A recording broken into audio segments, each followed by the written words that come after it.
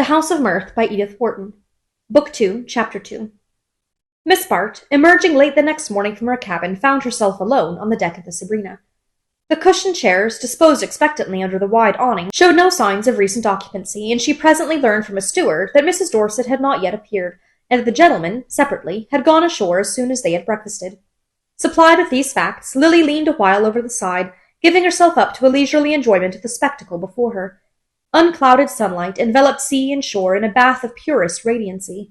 The purpling waters drew a sharp white line of foam at the base of the shore. Against its irregular eminences, hotels and villas flashed from the greyish verdure of olive and eucalyptus, and the background of bare and finely penciled mountains quivered in a pale intensity of light. How beautiful it was, and how she loved beauty! She had always felt that her sensibility in this direction made up for certain obtuseness of feeling of which she was less proud, and during the last 3 months she had indulged it passionately. The Dorsets' invitation to go abroad with them had come as an almost miraculous release from crushing difficulties, and her faculty for renewing herself in new scenes and casting off problems of conduct as easily as the surroundings in which they had arisen made the mere change from one place to another seem not merely a postponement, but a solution of her troubles. Moral complications existed for her only in the environment that had produced them. She did not mean to slight or ignore them, but they lost their reality when they changed their background. She could not have remained in New York without repaying the money she owed to Trenor. To acquit herself of that odious debt, she might even have faced a marriage with Rosedale, but the accident of placing the Atlantic between herself and her obligations made them dwindle out of sight as if they had been milestones and she had travelled past them. Her 2 months on the Sabrina had been especially calculated to aid this illusion of distance. She had been plunged into new scenes and had found in them a renewal of old hopes and ambitions. The cruise itself charmed her as a romantic adventure. She was vaguely touched by the names and scenes amid which she moved, and had listened to Ned Silverton reading Theocritus by moonlight as the yacht rounded the Sicilian promontories, with a thrill of the nerves that confirmed her belief in her intellectual superiority. But the weeks at Cannes and Nice had really given her more pleasure. The gratification of being welcomed in high company and of making her own ascendancy felt there, so that she found herself figuring once more as the beautiful Miss Bart in the interesting journal devoted to recording the least movements of her cosmopolitan companions. All these experiences tended to throw into the extreme background of memory the prosaic and sordid difficulties from which she had escaped. If she was faintly aware of fresh difficulties ahead, she was sure of her ability to meet them. It was characteristic of her to feel that the only problems she could not solve were those with which she was familiar. Meanwhile, she could honestly be proud of the skill with which she had adapted herself to somewhat delicate conditions. She had reason to think that she had made herself equally necessary to her host and hostess, and if only she had seen any perfectly irreproachable means of drawing a financial profit from the situation, there would have been no cloud on her horizon. The truth was that her funds, as usual, were inconveniently low, and to neither Dorset nor his wife could this vulgar embarrassment be safely hinted. Still, the need was not a pressing one. She could worry along, as she had so often done before, with the hope of some happy change of fortune to sustain her. And meanwhile life was gay and beautiful and easy, and she was conscious of figuring not unworthily in such a setting. She was engaged to breakfast that morning with the Duchess of Beltshire, and at 12 o'clock she asked to be set ashore in the gig. Before this she had sent her maid to inquire if she might see Mrs. Dorset, but the reply came back that the latter was tired and trying to sleep. Lily thought she understood the reason of the rebuff. Her hostess had not been included in the Duchess's invitation, though she herself had made the most loyal efforts in that direction. But her Grace was impervious to hints, and invited or omitted as she chose. It was not Lily's fault if Mrs. Dorset's complicated attitudes did not fall in with the Duchess's easy gait. The Duchess, who seldom explained herself, had not formulated her objections beyond saying, "She's rather a bore, you know. The only one of your friends I like is that little Mr. Bry. He's funny." But Lily knew enough not to press the point, and was not altogether sorry to be thus distinguished at her friend's expense. Bertha certainly had grown tiresome since she had taken to poetry and Ned Silverton. On the whole, it was a relief to break away now and then from the Sabrina, and the Duchess's little breakfast, organized by Lord Hubert with all his usual virtuosity, was the pleasanter to Lily for not including her travelling companions. Dorset of late had grown more than usually morose and incalculable, and Ned Silverton went about with an air that seemed to challenge the universe. The freedom and lightness of the ducal intercourse made an agreeable change from these complications, and Lily was tempted, after luncheon, to adjourn in the wake of her companions to the hectic atmosphere of the casino. She did not mean to play. Her diminished pocket money offered small scope for the adventure, but it amused her to sit on a divan under the doubtful protection of the Duchess's back, while the latter hung above her stakes at a neighbouring table. The rooms were packed with the gazing throng which, in the afternoon hours, trickles heavily between the tables, like the Sunday crowd in a lion-house. In the stagnant flow of the mass, identities were hardly distinguishable, but Lily presently saw Mrs. Bry cleaving her determined way through the doors, and in the broad wake she left, the light figure of Mrs. Fisher bobbing after her like a rowboat at the stern of a tug. Mrs. Bry pressed on, evidently animated by the resolve to reach a certain point in the rooms, but Mrs. Fisher, as she passed Lily, broke from her towing line and let herself float to the girl's side. "Lose her?" she echoed the latter's query, with an indifferent glance at Mrs. Bry's retreating back. "I dare say. It doesn't matter. I have lost her already." And, as Lily exclaimed, she added, "We had an awful row this morning. You know, of course, that the Duchess chucked her at dinner last night, and she thinks it was my fault. My want of management. The worst of it is, the message, just a mere word by telephone, came so late that the dinner had to be paid for, and Beckison had run it up. It had been so drummed into him that the Duchess was coming." Mrs. Fisher indulged in a faint laugh at the remembrance. "Paying for what she doesn't get rankles so dreadfully with Louisa. I can't make her see that it's one of the preliminary steps to getting what you haven't paid for, and as I was the nearest thing to smash, she smashed me to atoms, poor dear." Lily murmured her commiseration. Impulses of sympathy came naturally to her, and it was instinctive to proffer her help to Mrs. Fisher. "If there's anything I can do, if it's only a question of meeting the Duchess.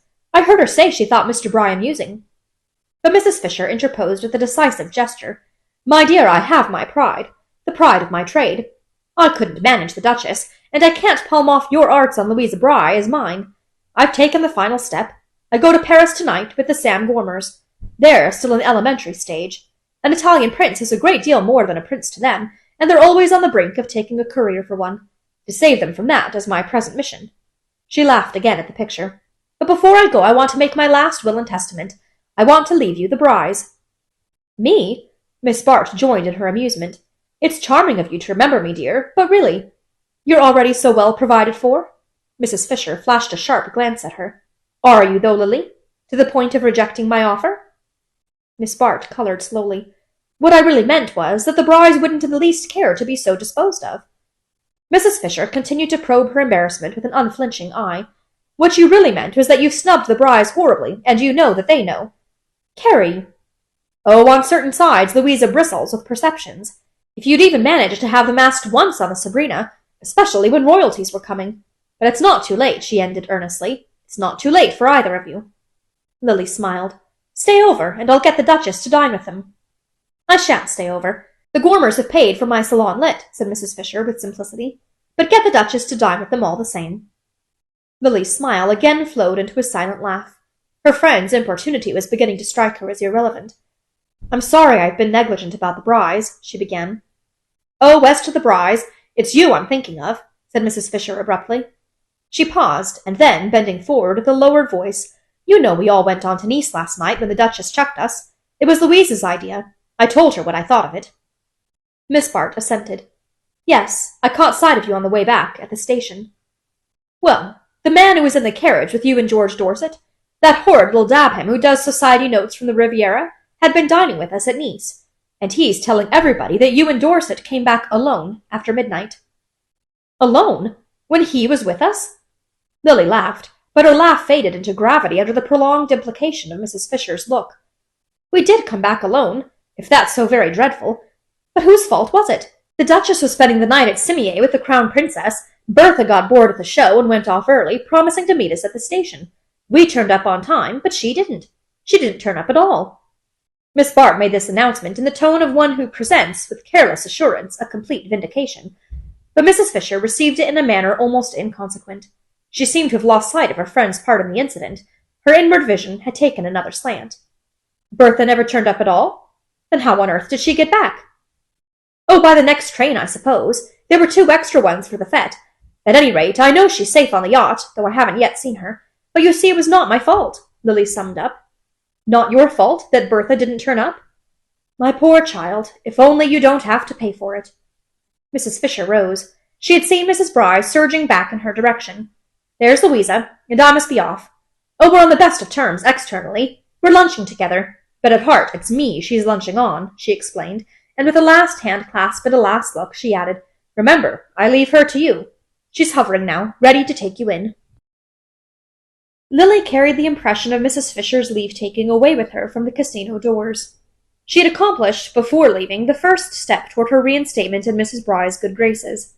An affable advance, a vague murmur that they must see more of each other, an elusive glance to a near future that was felt to include the Duchess as well as the Sabrina. How easily it was all done, if one possessed the knack of doing it. She wondered at herself, as she had so often wondered, that, possessing the knack, she did not more consistently exercise it. But sometimes she was forgetful, and sometimes could it be that she was proud?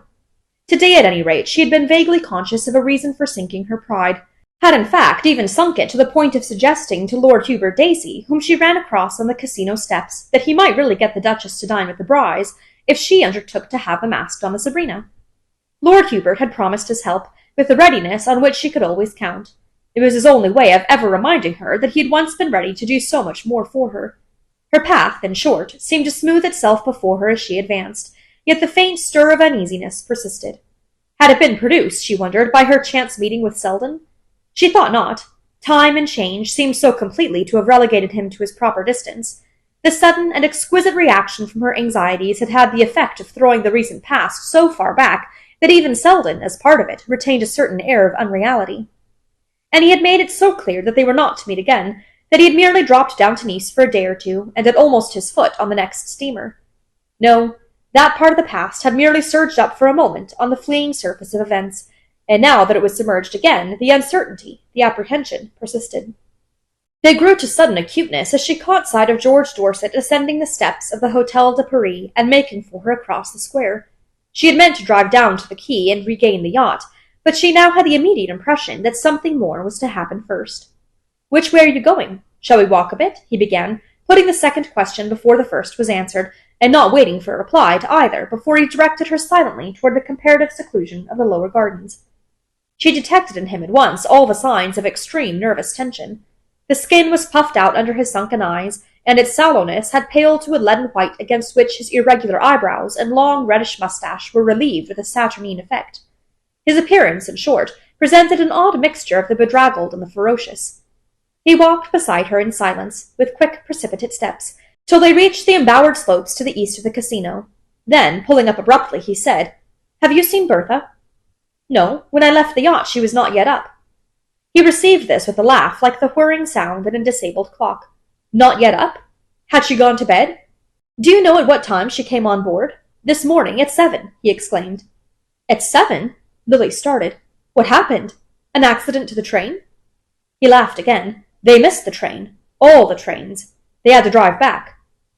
"Well," she hesitated, feeling at once how little even this necessity accounted for the fatal lapse of hours. "Well, they couldn't get a carriage at once, at that time of night, you know." The explanatory note made it almost seem as though he were putting the case for his wife, and when they finally did, it was only a one-horse cab, and the horse was lame. "How tiresome!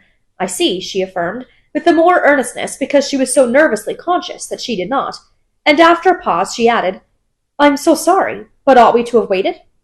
"Waited for the one-horse cab? It would scarcely have carried the 4 of us, do you think?" She took this in what seemed the only possible way, with a laugh intended to sink the question itself in this humorous treatment of it. "Well, it would have been difficult. We should have had to walk by turns. But it would have been jolly to see the sunrise." "Yes, the sunrise was jolly," he agreed. "Was it? You saw it, then?" "I saw it, yes, from the deck. I waited up for them." "Naturally. I suppose you were worried. Why didn't you call on me to share your vigil?" He stood still, dragging at his moustache with a lean, weak hand. "I don't think you would have cared for its denouement," he said with sudden grimness. Again she was disconcerted by the abrupt change in his tone, and as in one flash she saw the peril of the moment, and the need of keeping her sense of it out of her eyes. "Denouement? Isn't that too big a word for such a small incident? The worst of it, after all, is the fatigue which Bertha has probably slept off by this time." She clung to the note bravely, though its futility was now plain to her in the glare of his miserable eyes. Don't, he broke out, with the hurt cry of a child, and while she tried to merge her sympathy and her resolve to ignore any cause for it in one ambiguous murmur of deprecation, he dropped down on the bench near which they had paused and poured out the wretchedness of his soul. It was a dreadful hour, an hour from which she emerged shrinking and seared, as though her lids had been scorched by its actual glare. It was not that she had never had premonitory glimpses of such an outbreak. but rather because, here and there throughout the 3 months, the surface of life had shown such ominous cracks and vapors that her fears had always been on the alert for an upheaval. There had been moments when the situation had presented itself under a homelier yet more vivid image, that of a shaky vehicle, dashed by unbroken steeds over a bumping road, while she cowered within, aware that the harness wanted mending, and wondering what would give way first. Well, everything had given way now, and the wonder was that the crazy outfit had held together so long. Her sense of being involved in the crash, instead of merely witnessing it from the road, was intensified by the way in which Dorset, through his furies of denunciation and wild reactions of self-contempt, made her feel the need he had of her, the place she had taken in his life. But for her, what ear would have been open to his cries? And what hand but hers could drag him up again to a footing of sanity and self-respect? All through the stress of the struggle with him, she had been conscious of something faintly maternal in her efforts to guide and uplift him. But for the present, if he clung to her, it was not in order to be dragged up, but to feel someone floundering in the depths with him. He wanted her to suffer with him, not to help him to suffer less. Happily for both, there was little physical strength to sustain his frenzy. It left him, collapsed and breathing heavily, to an apathy so deep and prolonged that Lily almost feared the passers-by would think it the result of a seizure, and stopped to offer their aid. But Monte Carlo is, of all places, the one where the human bond is least close, and odd sights are the least arresting. If a glance or two lingered on the couple, no intrusive sympathy disturbed them, and it was Lily herself who broke the silence by rising from her seat. With the clearing of her vision, the sweep of peril had extended, and she saw that the post of danger was no longer at Dorset's side. "If you won't go back, I must. Don't make me leave you," she urged. But he remained mutely resistant, and she added, "What are you going to do? You really can't sit here all night." "I can go to an hotel. I can telegraph my lawyers." He sat up, roused by a new thought. "By Jove, Selden's at Nice. I'll send for Selden." Lily, at this, reseated herself with a cry of alarm. "No, no, no," she protested. He swung round on her distrustfully. "Why not Selden? He's a lawyer, isn't he? One will do as well as another in a case like this." "As badly as another, you mean? I thought you relied on me to help you." "You do, by being so sweet and patient with me. If it hadn't been for you, I'd have ended the thing long ago, but now it's got to end." He rose suddenly, straightening himself with an effort. "You can't want to see me ridiculous." She looked at him kindly. "That's just it." Then, after a moment's pondering, almost to her own surprise, she broke out with a flash of inspiration. "Well, go over and see Mr. Selden. You'll have time to do it before dinner." "Oh, dinner!" He mocked her, but she left him with a smiling rejoinder. "Dinner on board, remember. We'll put it off till 9 if you like." It was past 4 already, and when a cab had dropped her at the quay and she stood waiting for the gig to put off for her, she began to wonder what had been happening on the yacht. Of Silverton's whereabouts there had been no mention. Had he returned to the Sabrina? Or could Bertha— the dread alternative sprang on her suddenly— could Bertha, left to herself, have gone ashore to rejoin him? Lily's heart stood still at the thought. All her concern had hitherto been for young Silverton, not only because, in such affairs, the woman's instinct is to side with the man, but because his case made a peculiar appeal to her sympathies. He was so desperately in earnest, poor youth, and his earnestness was of so different a quality from Bertha's, though hers too was desperate enough. The difference was that Bertha was in earnest only about herself, while he was in earnest about her. But now, at the actual crisis, this difference seemed to throw the weight of destitution on Bertha's side, since at least he had her to suffer for, and she had only herself. At any rate, viewed less ideally, all the disadvantages of such a situation were for the woman, and it was to Bertha that Lily's sympathies now went out. She was not fond of Bertha Dorset, but neither was she without a sense of obligation, the heavier for having so little personal liking to sustain it. Bertha had been kind to her. They had lived together during the last months on terms of easy friendship, and the sense of friction of which Lily had recently become aware seemed to make it the more urgent that she should work undividedly in her friend's interest. It was in Bertha's interest, certainly, that she had dispatched Dorset to consult with Lawrence Selden. Once the grotesqueness of the situation accepted, she had seen at a glance that it was the safest in which Dorset could find himself.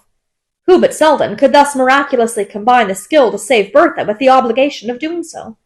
The consciousness that much skill would be required made Lily rest thankfully in the greatness of the obligation. Since he would have to pull Bertha through, she could trust him to find a way, and she put the fullness of her trust in the telegram she managed to send him on her way to the quay. Thus far, then, Lily felt that she had done well, and the conviction strengthened her for the task that remained. She and Bertha had never been on confidential terms, but at such a crisis the barriers of reserve must surely fall. Dorset's wild allusions to the scene of the morning made Lily feel that they were down already, and that any attempt to rebuild them would be beyond Bertha's strength. She pictured the poor creature shivering behind her fallen defences and awaiting with suspense the moment when she could take refuge in the first shelter that offered. If only that shelter had not already offered itself elsewhere. As the gig traversed the short distance between the quay and the yacht, Lily grew more than ever alarmed at the possible consequences of her long absence. What if the wretched Bertha, finding in all the long hours no soul to turn to? But by this time Lily's eager foot was on the side ladder, and her first step on the Sabrina showed the worst of her apprehensions to be unfounded.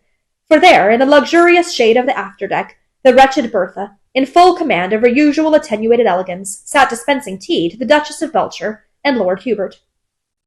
The sight filled Lily with such surprise that she felt that Bertha, at least, must read its meaning in her look, and she was proportionately disconcerted by the blankness of the look returned. But in an instant she saw that Mrs. Dorset had, of necessity, to look blank before the others, and that, to mitigate the effect of her own surprise, she must at once produce some simple reason for it.